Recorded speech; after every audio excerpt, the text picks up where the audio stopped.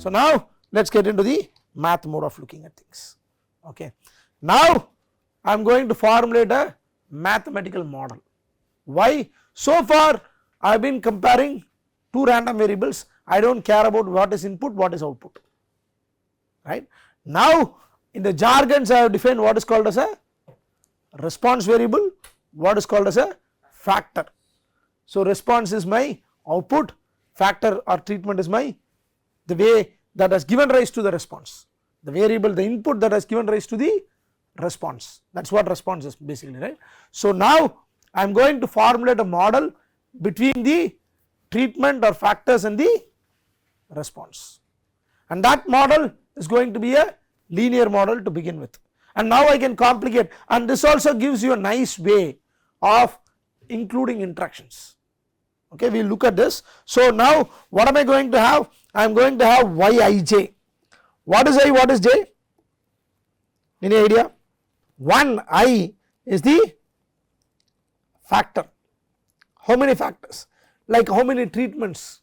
Basically you also call it as treatment or factors or treatment. How many treatment methods you have used, right. So suppose to measure, to treat a particular disorder, if you have used n drugs, this n are a methods, these a methods are your treatments. Okay. So that is my treatment or factors. And what is n? N is the total number of samples. Okay. So yij is a matrix, for each method you will have data points, n data points, right. So this is yij, this is the total data. What am I assuming? What is my assumption? What is the model here? What is the model stating? If you look at the model, what is the model? Yij equals to mu plus tau I plus epsilon ij. What is this? What is this assuming? Linear, yes, fine, that is linear model. What is the underlying idea behind formulating this model? I am saying yij equals to this. What is the idea behind formulating? What is assumptions idea? See, your response, your output response as an average, as a normal average, let us say mu, okay, that is my average, and there is a deviation from the average due to two things. One is noise, which is epsilon ij, that is a noise, and the other deviation in your response could be due to what? Could be due to the treatment. Okay. So your deviation from, so your output, what am I saying? Your output is composed of a standard, a normal mean component plus an additional component that is due to treatment and a component due to noise. I do not need to, I will remove, that is why I am saying I do not need to. I am, what is my idea, what do I want? Which treatment is better? Why do I want to compare about the overall mu? I do not even need that mu, okay. But the idea behind is what? Response in so any variable, response variable will have a normal output, even if you do not treat, there is an outcome, right. That outcome, average outcome, is what I call it as mu. Because of your treatment the mu may change or may not change. I am assuming that changes by a level of tau I, and it is also not changing, it is not also varying. So mu is, so suppose if I want to draw, let us say this is my response variable y, okay, this is, you could have the data points, samples,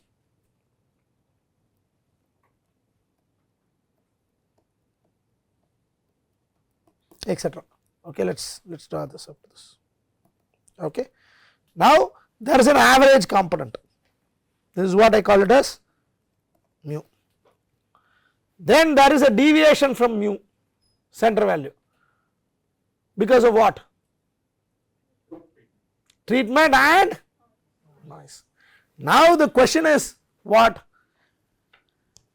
is the treat, if I want to say whether my treatment is working better, what do you say? How do I prove it? Suppose I want to, this is my model, I want to prove that my treatment is working better.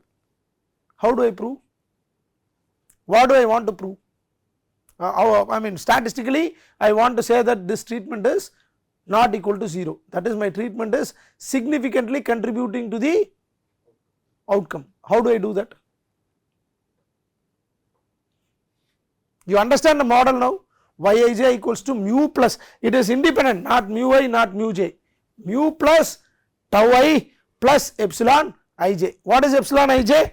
Very simple, that is the assumption we would have made. What is it? IID normal 0 comma sigma squared, right. What is the assumption I would have made? This is exactly the noise. When I said noise, what you should have guessed? Central limit theorem. So noise is typically Gaussian distribution. It is also independent, so that you do not need to model the noise. If it is dependent, then you want to model the noise. You do not want to model the noise. So typically you assume the noise is totally not modelable. So it is independent, and because it is noise, it is going to follow a central limit theorem typically, and then therefore it is Gaussian distribution. And my assumption it has a 0 mean and variance of sigma squared, okay, like what you saw in the earlier normal 0 comma sigma squared, that is my assumption, okay. So we will see what is the effect of these assumptions, okay. So now, so I could have written the model as mu I plus epsilon ij, where mu I equals to mu plus tau I. Okay, I could have also written like this, okay, I could have written very well mu I plus epsilon ij. Now if I want to say mu I is significant, how do I do this? So let us say second model mu I is significant, how do I prove it? How do I see this? Mu I is significant, mu I has a significant contribution to y, how do I prove it? Ith response, ith due to ith treatment. There is only treatment and data points. I is treatment. Yij, I stands for ith treatment, jth data point. So now I want to say this treatment is better, and this is the model I have assumed. How do I go about doing this? Mu I plus epsilon ij. How do I do? We all learnt about correlations, etc. So how do I do? So there is a variability in y, there is a variability in y, agreed, there is a variability in y, because I showed you the data, right, there is a variability in the y. If your treatment is important, if your treatment is doing its job, the variability should have come from what? The variability in your output yi, yij should have come from what? Should have been due to treatment, and that variability in treatment should be definitely greater than variability in noise, you understand. So what are we saying? The variability in your output due to your treatment should be significantly greater than the variability due to in output due to noise, you understand what are we talking. So your output has a variability. Now we are not even talking about mu, we said there is an overall mu and we take it as mu plus tau I, so we can club it, we call it as mu I, okay. So your original model mu Yij, what have we assumed is mu plus tau I plus epsilon ij. So now your output is composed of three components, as a basic average component plus a tau I component plus an epsilon ij component. Now your output is affected due to your treatment as well as your noise, that is very important, your treatment as well as your noise. So far you have never considered noise at all, you have only considered one random variable separately or two random variables and then compared, but in reality your output is composed of noise as well, right. Now in order to say that mu I is significant, what does it mean? Your variability in y should have been predominantly due to your what? You are doing treatment, you are doing multiple treatments, right, you are doing collecting data from different treatments. So there will be variability in y, but the variability in y should be due to what? Should be because of the method you treated or the method you approach. It should not be due to, the significant portion should come from treatment compared to noise. So in other words, if I say, if I take a ratio of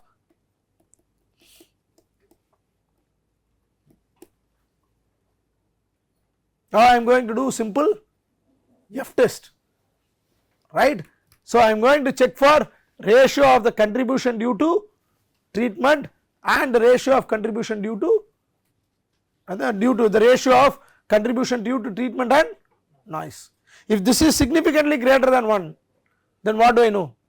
For all degrees of freedom blah blah blah, I know that treatment is effective.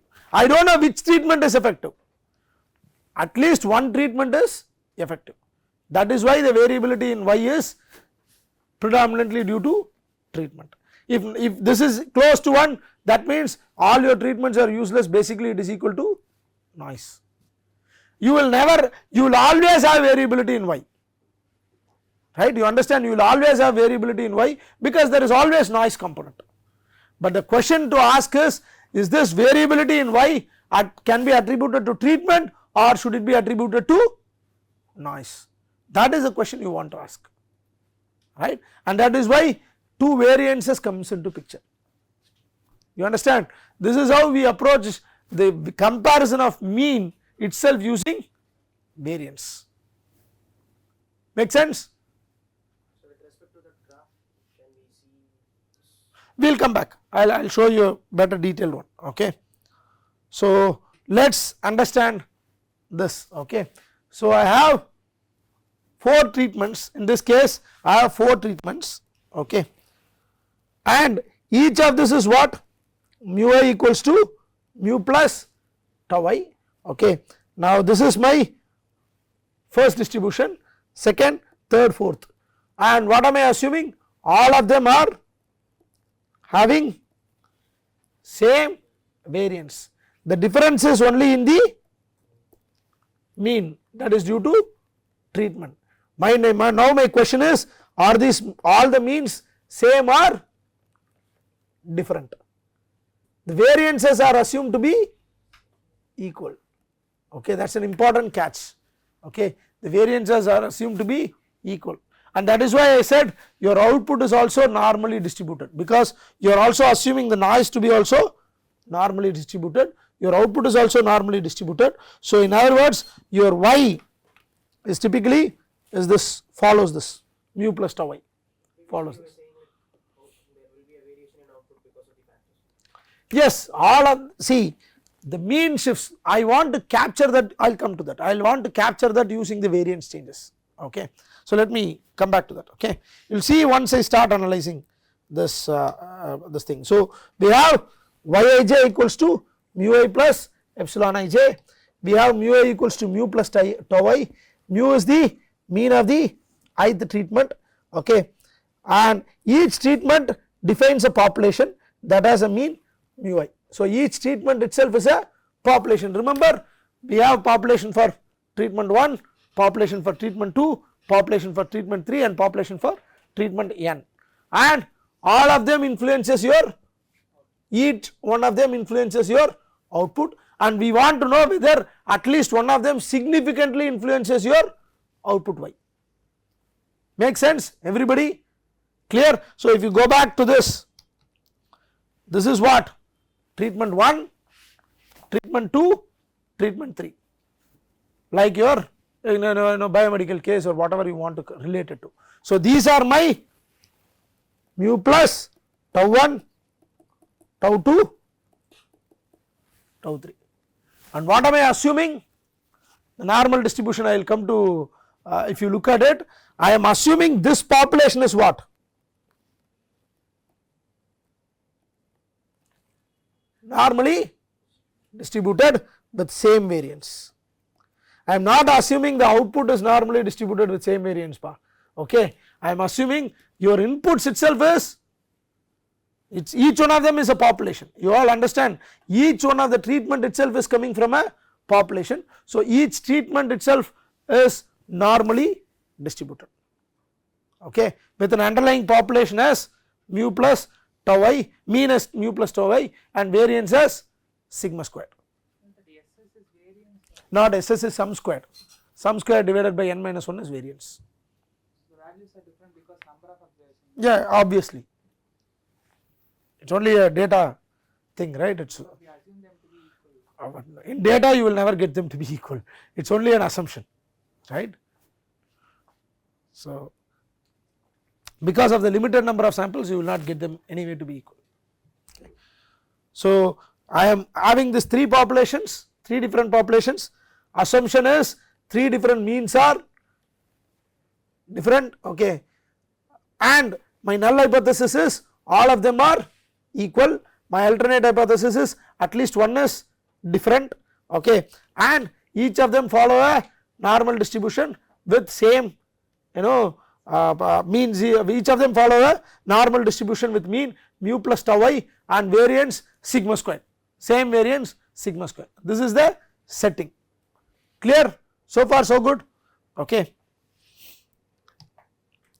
And this is the model which we have talked about, the relation between the output, okay. So, you have your output, so this is a simple example, okay. Let me take you this example so you will know. So, this is, okay, a hardwood concentration, okay. So, we have a range of hardwood concentration, okay, and a manufacturer makes grocery bags, interested in grocery bags, and product engineering thinks that the tensile strength is a function of hardwood concentration.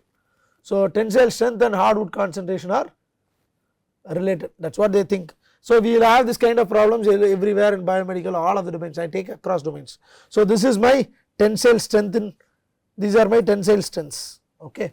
How many factors are here? How many treatments are there? How many treatments are there?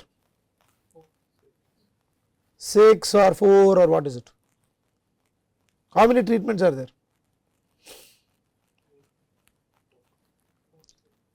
How many treatments are there?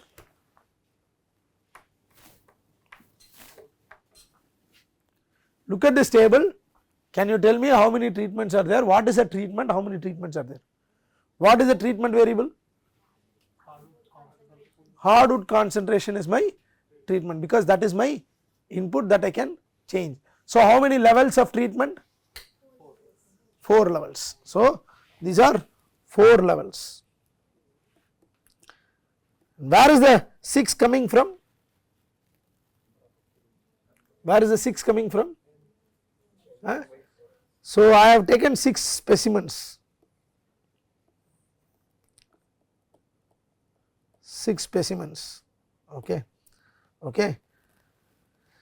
So, they have decided to make up 6 test specimens at each concentration level, okay. Specimen 1 at different concentration level, specimen 2 at different concentration level, etc. Okay. So, there are altogether there are 24 observations, right. Now, what is Ij? I is my treatment, J is the number of data points at that, you know, at that for that level, that is J equals to, goes from 1 to 6, I goes from 1 to 4, clear. J goes from 1 to 6, I goes from 1 to 4, and it is a matrix now, okay. So far so good.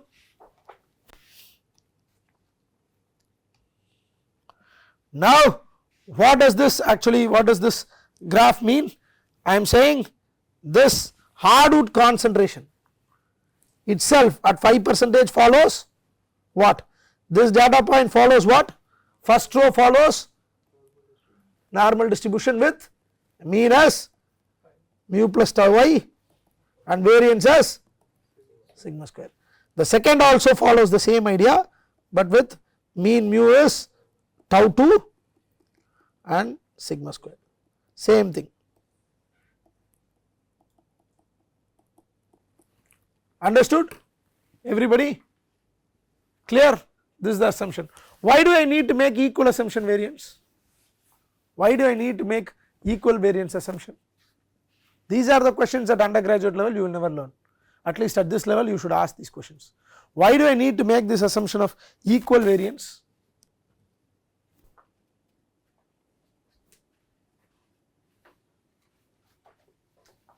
Any idea? There goes the answer. Homogeneity, right?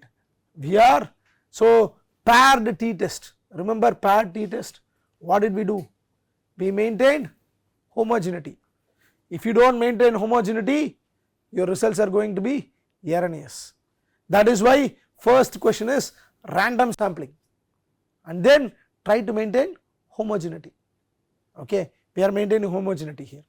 Okay. Otherwise the variations could be due to what in the output, could be not only due to treatment, but the underlying variation of due to, suppose there is a sensor reading which gives you temperature currently in this room, let us say I measure in this room one sensor, okay, it gives me 25 as the mean temperature, but its variance is 2, let us assume variance is 2 degree, which is huge for a temperature sensor, but let us assume. Okay. Now there is a relatively better temperature control room, let us say in my lab, or my lab is not that controlled. So we will go to some other place where temperature is better controlled. The sensor gives me 22 as the reading, but it gives me plus or minus 6 as the standard deviation or variance, variance is 6. In this sensor reading variance is 2, that sensor reading what is it, variance is 6, but that mean is 22, this reading is 25. Now can I compare these two and say that really the temperature is 22? If it is equal variance, then I can say something. If I have used the same sensor here and there, then I can compare and say, hey, this room is worse temperature compared or slightly higher in temperature compared to the other room. Why? It has the same variability, both the sensors. So there is no change in due to sensors, it is only the underlying system that has caused a variation. Now if I start changing sensors and the variance is very different, then I have to account for it separately, okay, which is not what ANOVA does. ANOVA is a simple one. So ANOVA assumes the variance of the underlying population is similar, normal, but that does not mean that we do not know how to handle if you use two different sensors, but that method is not a part of ANOVA. So you have to assume the assumptions you have to be very clear with the assumptions, okay, before we proceed. When can ANOVA be used? Okay, people blindly use ANOVA, that is of no help. You have to see that the underlying samples are normally distributed with equal variance. So the treatment one, the variability due to treatment. So in terms of biomedical, what am I saying? If you give a drug, multiple drugs to a group of to treat patients of certain category, you have to be very clear it is not biased, meaning you do not give a set of drugs to one set of drugs to female, one set of drugs to male and then say look the underlying variability is the same, there is treatment, the change is due to treatments. What do? You completely randomize and then say this pool has kid as well as an adult as well as a male, a female, aged person, etc. Similarly the other group also has all of these combinations, so that the variability that is arising due to sample is equal in both. That is why we call it as, what we call it as, random trials. That is the first assumption we made in ANOVA. Now you understand why this assumption is very important. The data are randomly sampled. If you do not do that, the variances will not be equal. Clear? And now the variances of samples are equally assumed. This is what for each treatment. So this row has this, okay, clear, make sense. Now what are we comparing? We are comparing the mu's, okay. Now if I want to compare, what do I say? Look, all the variability is the same, all the variability along each row is same, for all the treatments it is the same. Now I have to compare this variability against what? Variability due to noise. You understand? Variability due to treatment has to be compared against variability due to noise. You understand? Then I can say look, the variability due to noise is very less, my output is varying mainly because of my treatment and not because of my noise. So at 5% and 7%, the change is due to The change in variability or the change in the shift is due to treatment and not due to noise. That is what we want to prove. Does it make sense? Is the framework clear? Okay. So now a bit of math. Okay. So there are two kinds of models. There are two kinds of models. ANOVA, the same model is actually can be used at two locations. One we call it as fixed effects model, the other one we call it as variance model, variability model, okay, random effects or variance model. So there are two kinds of models which is called fixed effects and random effects. Any idea what is this? It is the same model. In one case we call it as fixed effects and in the other case we call it as random effects. Now if you go back in general, if you go back to this example, let us say the question is, am I interested only in 5, 10, 15 and 20 percentage, or am I interested in, or is this a subset of a bigger population? You understand, we know that treatment, each row itself is normally distributed, because at this treatment the samples you collect is from a normally distributed population. Now I am asking, is this treatment itself fixed or the treatment is a part of a bigger group? You understand my question or no? So if you take treating a disease, underlying disease, so you come up with let us say 4 drugs, one is based on let us say simple paracetamol based, one is based on paracetamol and ibuprofen, and one is based on cytizine based, etc., right. All of them are 4 different drugs. Are you interested just in these 4 drugs, or is this 4 drugs is a sample of subset of a bigger population? This 4 drugs itself could be a subset of a bigger population. Remember, crocin is what? Is a drug, is a brand name. What is the content? How many companies manufacture it? Many. So now am I testing for the effectiveness of crocin or am I testing for the effectiveness of Calpol? That is a question to ask. You understand? So if I say ibuprofen or if I say antihistaminic, which is what your cytizine is, right, simple way, day to day I am talking about antihistaminic. Are we interested in antihistaminic effectiveness, or are we interested in cytizine with this content and with this level as a drug? What are we testing for? So is the treatment themselves fixed or is the treatment itself is random, meaning is the treatment a subset of a bigger population? That is a question to ask, and that will give rise to different kinds of analysis. The outputs is still the same model, but the analysis will be different. In the first case, when your treatment is fixed, then I can ask this question. What is the question? I can say whether all treatment means are equal to 0, because I am interested in this particular fixed treatments. But when the treatment itself is a subset of a larger population, I am not worried about the drug crocin, I am worried about Calpol as a drug that will solve this problem. I am interested in antihistaminic, not in cytizine at this level. You understand? So when I ask that kind of question, you will not have this null hypothesis. This null hypothesis is for fixed effects model. What do I mean by fixed? You are only interested in this particular levels, particular treatments. Your treatment is fixed. It is not a subset of larger population. So if I say 4 treatments, yes, you are only interested in these 4 treatments.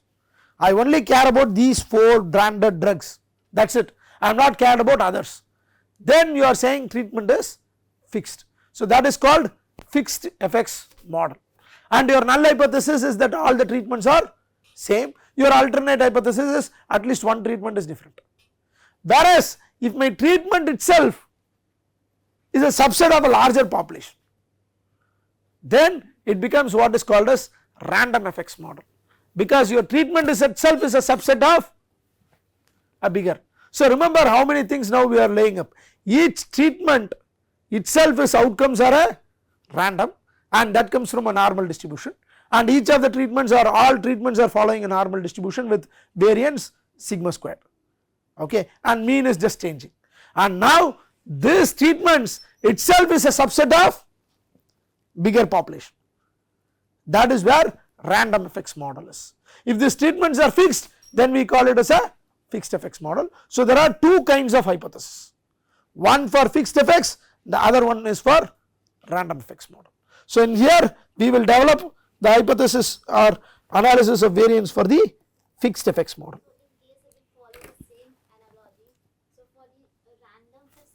Random effects model, yeah. Random effects model, we will also consider the same variation within the population of the treatment. We have to consider the variance in the population of the treatment. Perfect, perfect. Yes, we will not worry about mean at all, because when we worry about mean, you are only worried about these 4 outcomes, 4 treatments. I will talk about the variability at the population level. Good. So that will be my null hypothesis. We will come back to that. That is a good catch. Okay. Clear? Make sense? Fixed effects and variance model. Am I making sense or not? Okay. Now I am assuming in the fixed effects model the summation of tau I equals to 0. Summation of not tau I, not individual tau I, the summation of tau I should be equal to 0. Why is it? This is valid. Why is it? This is my model, mu plus tau I plus epsilon ij. I am saying summation of tau I should be equal to 0. And remember, epsilon ij equals to normal 0 comma sigma squared. Okay. So now why summation of tau I should be equal to 0? Look, something should be above the mean, something should be below the mean. When you add only you get mean. So some treatment should have contributed to positive variation, some treatment should have contributed to negative variation, and noise has contributed nothing to the variation, nothing to the mean. So noise mean is already 0. So Yij equals to mu plus tau I, the mean of the noise is 0. So now if you compare, if you sum it up, then it should be equal to 0, because the average value of Yij is what? Mu. So the average value of tau I should be 0. That is summation of tau I should be equal to 0, because the way we define the model, it is because the way we define the model, summation of tau I should be equal to 0, not individual tau I. The summation of tau I should be equal to 0, because the way we define the model, Yij is a deviation of Yij is due to a central effect which is mu, the overall mu plus a tau I plus the noise. The noise we have assumed that it has no mean value, that is 0. So then the above and below, the mean is due to treatment effects, and on an average they should be equal to 0, so that you get the center. So that is why summation of tau I equals to 0. Okay. This your books won't cover, so please pay attention. I am going into as much tiniest details as possible, so that you are very clear. Okay. So summation of tau I should be equal to 0, and now I am going to define some mathematical quantities which will be used in our ANOVA calculations, etc. So we have Yi dot, the dot stands for summation along that particular axis. So Yi dot is what? Summation along j axis. Y dot j is summation along I axis, and Yi dot bar is nothing but Yi dot divided by n. Okay. And Y dot dot is what? Is the grand sum, that is summation along both the axis, and Y bar dot dot is the grand average. The dot stands for summing along a particular axis. So if I put Yi dot, I am summing it along j axis, and if I put a bar, you all know it is the average value. So Yi dot bar is nothing but Yi dot divided by how many j values are there? N j values. So you have Yi dot divided by n, and Y dot dot is nothing but summation along both the axis, that is it is the summation of the matrix, and the average value is given by Y bar dot dot. Clear? And this is my, and capital N is the total number of observations, that is A times n, where A is the number of treatments and capital small n is the number of observations for each treatment. So capital N is nothing but A times small n, which is the total number of observations. Make sense? Okay. And now I have my null and hypothesis clearly defined. tau naught, this is for fixed effects model only, we are all talking about fixed effects model, okay, and this is summation tau I equals to 0 and this is my null and alternate hypothesis, okay. Now we are going to have some derivations, do we take it today or do we take in the next class? The framework is set, so the next class I will finish up the theory and move on, okay.